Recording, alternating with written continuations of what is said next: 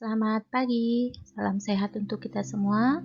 Hari ini kembali lagi belajar biologi, melanjutkan materi sebelumnya yaitu jaringan tumbuhan. Hari ini kita melanjutkan tentang jaringan parenkim, jaringan penyokong, dan jaringan pengangkut. Sebelumnya bagi yang sudah subscribe, terima kasih. Yang belum, masih ditunggu ya. Oke. Jaringan parenkim merupakan jaringan yang terbentuk dari sel-sel yang hidup.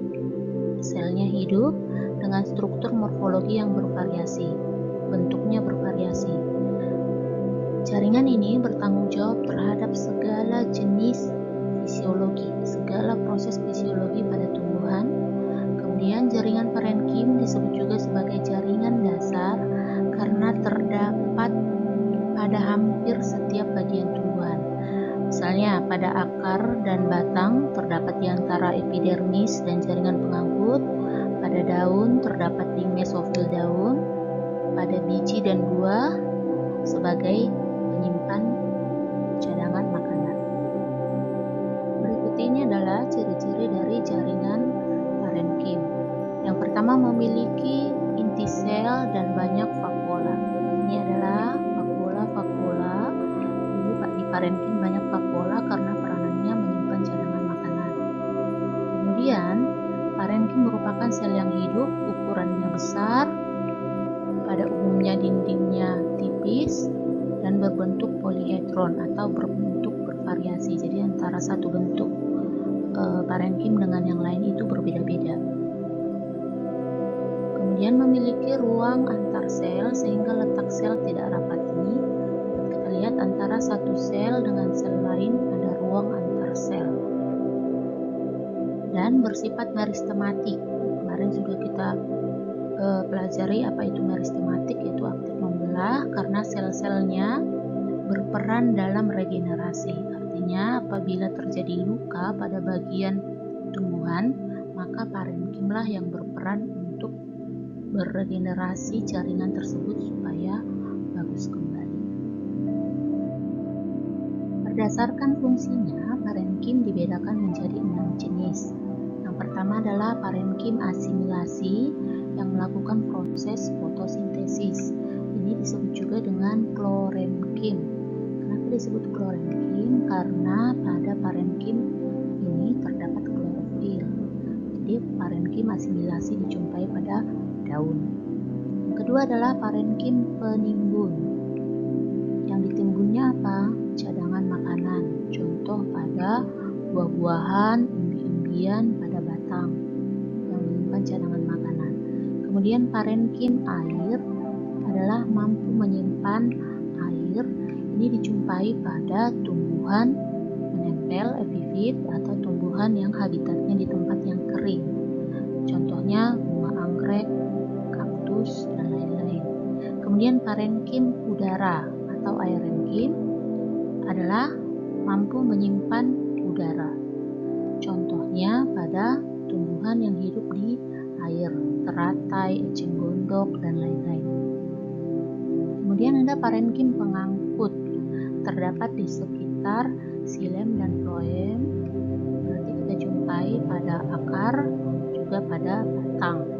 Dan yang terakhir adalah parenkim penutup luka, bersifat meristematis. Kenapa dia harus meristematis? Karena berperan untuk regenerasi parenkim yang baru. Jadi apabila ada luka, maka parenkim ini akan membelah sehingga terbentuklah parenkim yang baru.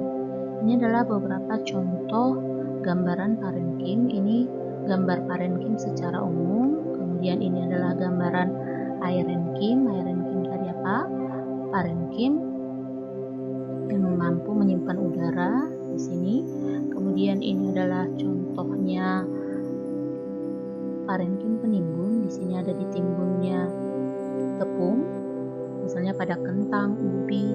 Ini adalah contoh parenkim palisade. Palisade berperan pada proses fotosintesis, di mana di sini terdapat ini yang bintik-bintik adalah kloroplas. Selain berdasarkan fungsinya, parenkim juga dibedakan berdasarkan bentuknya. Yang pertama adalah parenkim palisade.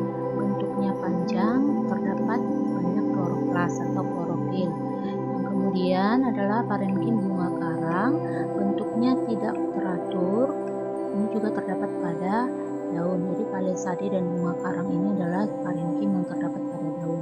Kemudian parenkim bintang atau disebut dengan actinenkim, berbentuk bintang. Kemudian parenkim lipatan adalah dinding sel mengalami lipatan ke arah dalam. Jadi parenkimnya bentuknya tidak seperti tadi tapi melipat. Inilah pembagian parenkim berdasarkan bentuk. Berikutnya adalah jaringan penyokong, berperan menunjang bentuk tumbuhan agar dapat berdiri kokoh atau tegak. Ini kira-kira sama seperti fungsi tulang pada manusia. Ciri-cirinya, selnya tebal dan kuat, kemudian sel-selnya telah terspesialisasi. Fungsinya menguatkan tegaknya batang dan daun, melindungi biji, memperkuat jaringan parenkim yang menyimpan udara, melindungi berkas pengangkut atau vaskuler. Jaringan penyokong dibagi menjadi dua. Yang pertama adalah jaringan kolenkim dan jaringan sklerenkim. Nah, sekarang kita masuk ke jaringan kolenkim. Ini merupakan jaringan penguat pada organ-organ tumbuhan yang masih aktif mengadakan pertumbuhan dan perkembangan. Artinya ada pada tumbuhan yang masih muda. Kemudian jaringan ini terdapat pada batang, daun, bagian-bagian bunga dan buah, serta pada akar yang terkena cahaya matahari. Tumbuhan monokotil umumnya tidak memiliki jaringan kolenkim jika sejak muda selnya sudah membentuk sklerenkim. Ini adalah jenis jaringan penguat yang kedua. Jaringan kolenkim memiliki ciri-ciri sebagai berikut. Yang pertama, selnya hidup. Ini di garis bawah ya. Kemudian ukuran dan bentuknya beragam. Ada yang berbentuk prisma pendek atau panjang seperti serat dengan ujung meruncing. Kemudian penebalan dinding selnya tidak teratur atau tidak merata. Isi sel dapat mengandung kloroplas dan tanin. Oke, ini adalah contoh dari kolenkim. Ini kalau dia secara longitudinal, ini kalau dipotong secara lintang. Yang kedua adalah jaringan sklerenkim.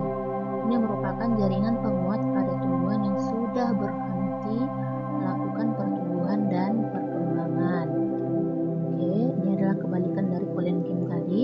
Ciri-cirinya, sel-sel memiliki dinding sekunder yang tebal, biasanya mengandung zat lignin, bersifat kenyal, tidak mengandung protoplas karena sel-selnya telah mati. Jaringan sklerenkim dikelompokkan menjadi dua, yaitu serabut atau fiber dan sklerit. Ini adalah contoh serabut atau fiber, serat.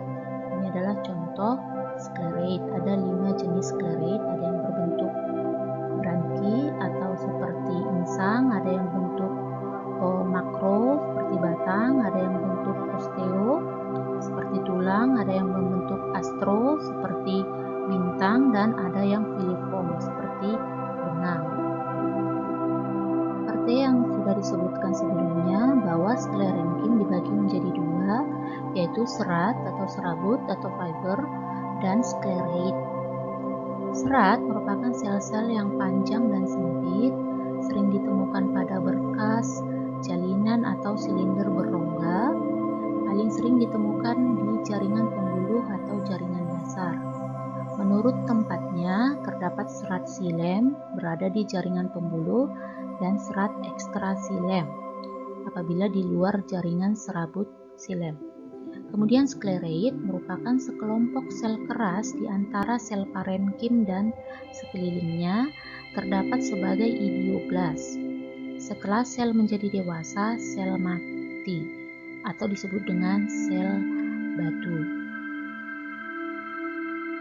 Berikutnya adalah jaringan pengangkut atau vaskuler.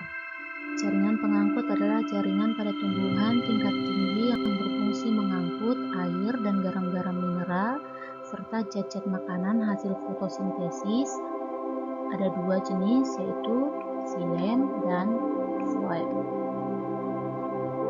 Yang pertama, xilem berfungsi mengangkut air dan garam-garam mineral dari akar menuju ke daun. Ini yang akan digunakan untuk proses fotosintesis. Kemudian selnya mati, dindingnya tebal, dan mengandung lignin. Ini di garis bawah ya. Selnya mati, dindingnya tebal, mengandung lignin. Komponen pembentuk xilem yaitu unsur trakeal tersusun dari dua macam, yaitu trakeit dan trakea. Ini adalah trakeit bagian terluar, ini adalah trakeal atau pembuluhnya. Kemudian ada serat xilemnya, kemudian ada parenkim xilem. Yang kedua, pengangkut yang kedua adalah floem, berfungsi mengangkut dan mendistribusikan zat makanan hasil fotosintesis dari daun ke seluruh bagian tumbuhan. Floem tersusun dari sel-sel hidup dan mati. Kemudian komponen penyusun floem yaitu ada unsur tapis, ada sel pengiring, ada serat floem, parenkim floem, dan sel albumin. Sekarang kita masuk ke tipe-tipe berkas pengangkut yang dibagi berdasarkan letak xilem dan floem. Yang pertama adalah kolateral, dibagi menjadi terbuka, tertutup, dan bikolateral. Kolateral terbuka, antara xilem dan floem terdapat kambium. Kemudian kolateral tertutup, xilem dan floem berdampingan, tidak terdapat kambium. Kemudian ada yang bikolateral.